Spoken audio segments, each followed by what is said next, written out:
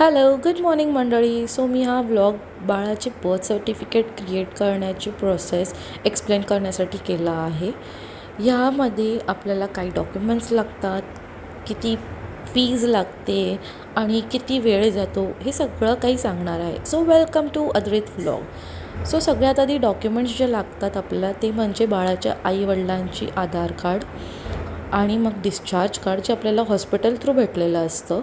आणि जर आईचं माहेरीचं नाव आधार कार्डवर असेल तर आपल्याला त्यांचं मॅरेज सर्टिफिकेट किंवा गॅजेट लागतं. ह्या दोघांपैकी एक कुठलंही डॉक्युमेंट तुम्ही अटॅच करू शकता. या सर्वांचे झेरॉक्स तुम्हाला त्या फॉर्मला अटॅच करायचे आहे आणि ते सगळं कलेक्ट करून तुम्हाला तुमच्या रिस्पेक्टिव्ह म्युन्सिपल कॉर्पोरेशनच्या ब्रांचमध्ये जायचं आहे. आणि आपली ब्रांच कुठली आहे ह्याची इन्फॉर्मेशनसुद्धा आपल्याला आपल्या हॉस्पिटलमधून भेटेल. ही इन्फॉर्मेशन मी माझ्या डिस्चार्जच्या टायमालाच घेतली होती की कुठल्या ब्रांचमध्ये जायचं आहे. सो मला आधीच माहिती होतं.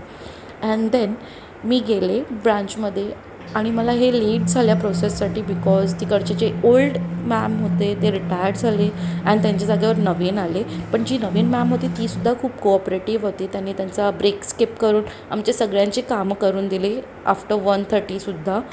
आणि आम्ही आमचं जे बर्थ सर्टिफिकेट होतं ते कलेक्ट केलं. पण ह्या पूर्ण प्रोसेसची जी फीज लागली ती होती ₹100. आणि ही प्रोसेस खूप स्मूथली गेली आमची. सगळ्यात चांगलं म्हणजे पूर्वी आपल्याला प्रोसेसमध्ये काय करावं लागत होतं, डॉक्युमेंट सबमिट केल्यानंतर काही दिवसांनी आपल्याला सर्टिफिकेट भेटत होतं. पण या मॅमने आम्हाला विदिन अ मिनिट जेव्हा त्याने इन्फॉर्मेशन इन सिस्टम टाकली, आम्ही पेमेंट केलं, त्यांनी तेव्हाच्या तेव्हा आम्हाला ते डॉक्युमेंट्स पण दिले. सो आमच्या फेऱ्या फुकट नाही गेल्या की आम्हाला सारखं त्या ऑफिसला व्हिजिट द्यावं लागली. अशा प्रकारे आम्ही दिवस संपवला आणि आमचा डॉक्युमेंटचं काम पूर्ण केलं. थँक्यू.